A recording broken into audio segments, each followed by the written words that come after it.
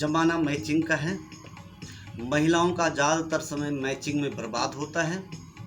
मैं मैचिंग के खिलाफ नहीं हूँ, मैचिंग तो होनी चाहिए, तभी अच्छा भी लगता है। मेरा निवेदन सिर्फ इतना है कि वस्त्रों और आभूषणों के साथ साथ अपने स्वभाव को भी ऐसा बनाओ कि वह कहीं भी मैच कर जाए। परिस्थिति के अनुसार आदमी अपनी मन की स्थिति को बना ले तो उसका 50% दुख आज और अभी खत्म हो सकता है। स्वभाव की मैचिंग करने वाले ही सुखी रह सकते हैं, जिनका स्वभाव ठीक नहीं वो कभी सुखी नहीं हो सकते। स्वभाव के कारण आजकल हर घर में कोई ना कोई पंगा रहता है। घर परिवार में एक तरफ पुराने जमाने के सीधे साधे सच्ची सोच वाले बूढ़े माता पिता होते हैं, जिन्होंने दिन रात एक करके कर्म को ही प्रधान मानकर इतनी मेहनत की होती है कि जब वो अपने दिनों की याद करते हैं और अपनी सुनाते हैं तो घर परिवार के ज़्यादातर आधुनिक समाज के सदस्य यही कहते हैं कि तो क्या हम भी वैसे ही मरें, हम भी वैसा ही बोझा उठाएं। उस वक्त वैसा जमाना था, आपने झेला, अब जमाना पैदल चलने का नहीं है, लकड़ियों के लिए गाड़ा खाल जाएं। अगर हम ऐसा करेंगे तो आपकी ही बेइज्जती होगी, देखो नंबरदार की बहू खेतों में काम कर रही है। मेरा बुजुर्गों से निवेदन है कि टोका टाकी की आदत छोड़ दें, ताकि आप कर्म श्रेष्ठों को आखिरी वक्त तक सम्मान से दाल रोटी मिलती रहे।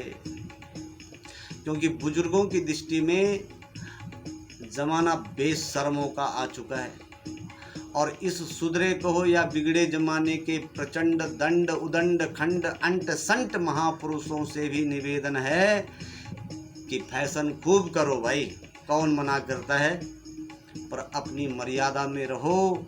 क्योंकि हे भले मानुष, अभी कलयुग का प्रथम चरण चल रहा है, अभी लोगों के धर्म कर्म इतने नहीं बिगड़े, जमाना बिगड़ रहा है और उसमें थोड़ा थोड़ा योगदान सबका है।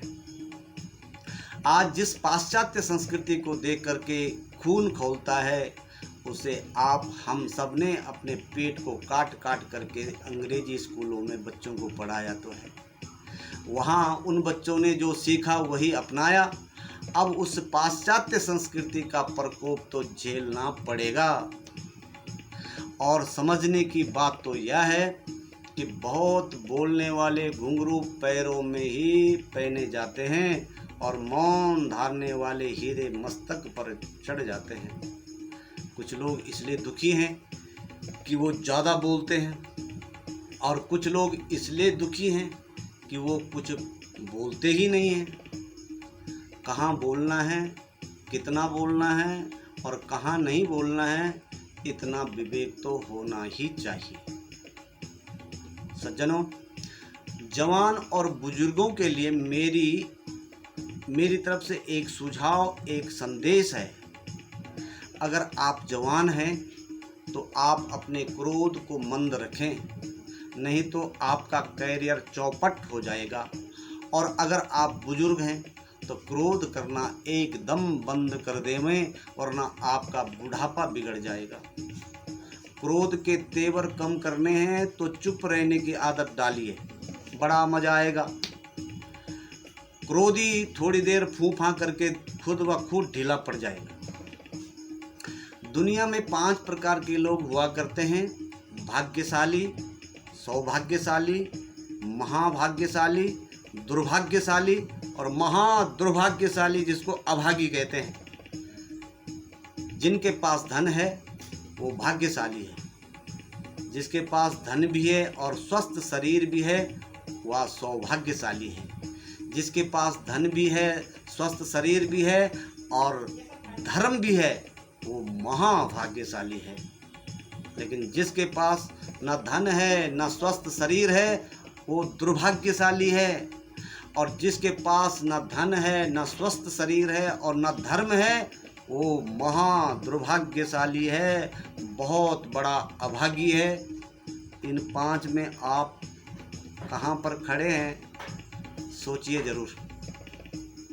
सज्जनों, इस भयभीत संसार में कुछ पाना है तो कुछ छोड़ो, कुछ पाना है तो कुछ छोड़ना पड़ेगा, बहुत कुछ पाना है तो बहुत कुछ छोड़ना पड़ेगा, और सब कुछ पाना है तो सब कुछ छोड़ो। सज्जनों, छोड़ना ही पाने का द्वार है। छूटेगा तो रागी कहलाओगे, छोड़ोगे तो बैरागी कहलाओगे, और खुद में लीन हो जाओगे तो वितरागी बन जाओगे।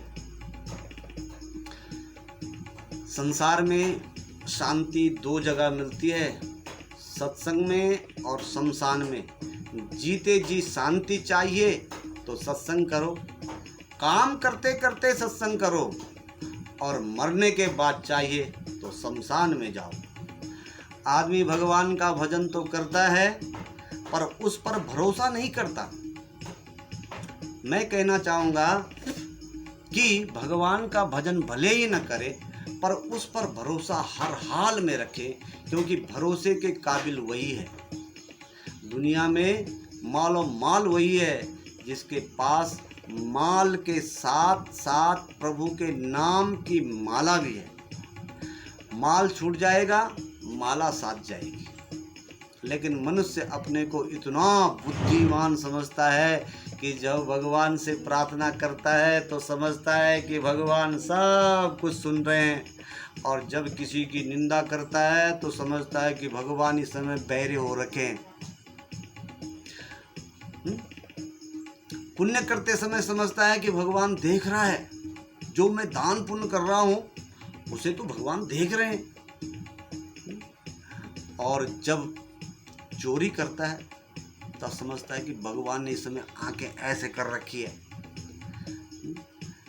बहुत कुछ है, फिर भी हम कहते हैं कि मनुष्य बहुत बुद्धिमान है, बुद्धिमान प्राणी है। प्रेम करते समय समझता है कि पूरी दुनिया भगवान ने बनाई है, पर नफरत करते हुए ये सब कुछ भूल जाता है। सज्जनों, सुख का पैसे से कोई संबंध नहीं है। अगर होता तो जो जितना अधिक धनवान होता वह उतना सुखी होता, मगर सच्चाई इससे उल्टी है। धनी से धनी आदमी भी अपने सुख का रोना रो रहा है, और गरीब से ज़्यादा रो रहा है। जो जितना माल पानी वाला है ना, वो उतना ज़्यादा रो रहा है, और जिसके पास कम है वो कम रो रहा है। सब रो रहे हैं। लेकिन फिर भी जो गरीब है, निर्धन है, वो चटाई पर चैन की नींद सो रहा है, और जो माल पानी वाले ज़्यादा हैं उनको नींद नहीं आ रही है। पता नहीं क्या करेगी ये कोरोना। धन से सुविधाएं मिल सकती है, सुख नहीं। सुविधाएं तन को सुख दे सकती है, मन को नहीं। सुख साधनों से नहीं, साधना से मिलता है। साधना जितनी ज़्यादा हो सके अवश्य करें। सज्जनों, इस महामारी में जीवन की गाड़ी धीरे धीरे पटरी पर आ रही है। कोरोना से भले तुम डरो ना, पर सावधानी जरूर रखें। इसी के साथ जय श्री कृष्णा।